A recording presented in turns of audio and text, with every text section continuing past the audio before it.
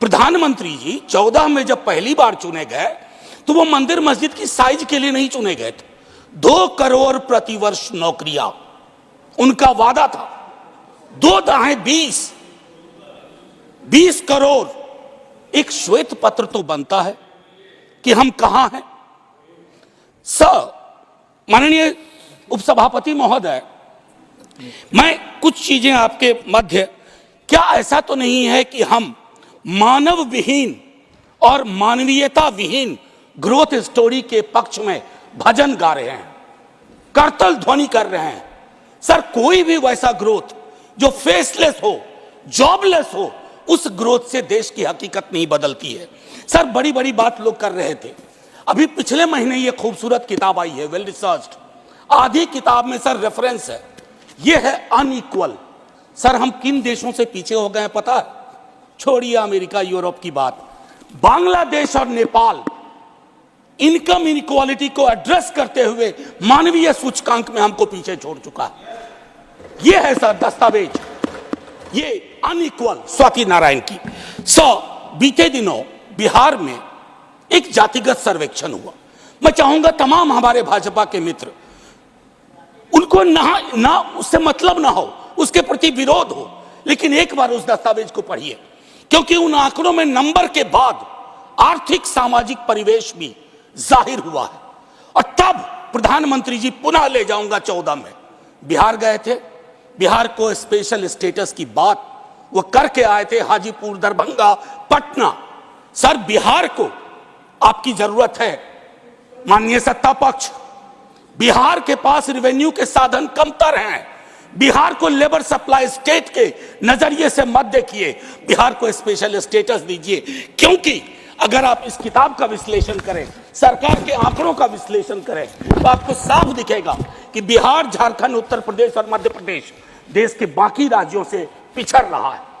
उसके अलावा दूसरा पहलू कहता हूं माननीय उपसभापति महोदय, इस किताब में बाबा साहब भीमराव अंबेडकर को धृत किया गया है, नॉर्थ साउथ डिवाइड के संदर्भ में भी। और ये पुरानी बात है सर, एफडीआई को ही देखिए कि नॉर्थ में कितना, साउथ में कितना, तो ये फर्क आपको साफ नजर आ जाएगा। इसलिए मैं कहता हूं कि बिहार को नए नजरिए से देखिए। जो शुरुआत वहां के मुख्यमंत्री नीतीश जी, तेजस्वी जी ने की, आप हैंड होल्डिंग करिए और स्पेशल स्टेटस दीजिए। दूसरी चीज सर, अगर मनरेगा में रूरल डिमांड बढ़ रहा है तो रूरल डिस्ट्रेस को एक्नॉलेज करिए। उसको एक्नॉलेज किए बगैर बात नहीं बनेगी। उसको डिनाल से अब कुछ हासिल नहीं कर पाए। पॉवर्टी इंडेक्स पर आपने कई वर्षों से काम नहीं किया।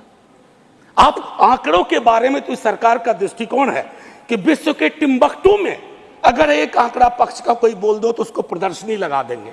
अगर कोई आंकड़ा सरकार को असहज करता है तो कहेंगे हम तो इसको मानते ही नहीं है, इनकी तो मेथोडोलॉजी खराब है। साहब नहीं, ये डिफरेंशियल दृष्टिकोण मत रखिए। हंगर इंडेक्स पे खुल के कहिए हम मीट नहीं कर पाए हैं। ये सत्ता पक्ष और विपक्ष का मामला नहीं है, ये मामला है हमारे कलेक्टिव फेलियर का। हमें एड्रेस करना होगा। आपको असल में लग गया सर, बस 1 मिनट लूंगा माफी के साथ। सर, आपको असल में लगता है कि आप इनकम इनइक्वालिटी की बात ना करें, पॉवर्टी रिडक्शन की बात ना करें, अनएम्प्लॉयमेंट एड्रेसिंग की बात ना करें, चुनाव आप फिर भी जीत जा रहे हैं। मैं मानता हूं आपने वो तिलिस्म विकसित कर लिया है कि समस्याओं को एड्रेस किए बगैर भी चुनाव कैसे जीते जा सकते हैं। लेकिन जिन बोतल से निकला ये जिन्न देश पर बहुत भारी पड़ने जा रहा है। वेल्थ टैक्स को लेकर के, इनकम इनइक्वालिटी को लेकर मैंने कहा, वेल्थ टैक्स 16 में आपने अबॉलिश कर दिया। किसानों के बारे में सर मैं कहता हूं, आप कहते हैं शेयर बाजार उछल रहा है, बड़ी तारीफ होती है। सर, शेयर बाजार उछले और एक किसान आत्महत्या कर ले, एक युवा बेरोजगार आत्महत्या कर ले, तो आप किस चीज को कहेंगे सर? और कुछ नहीं कहना चाहता।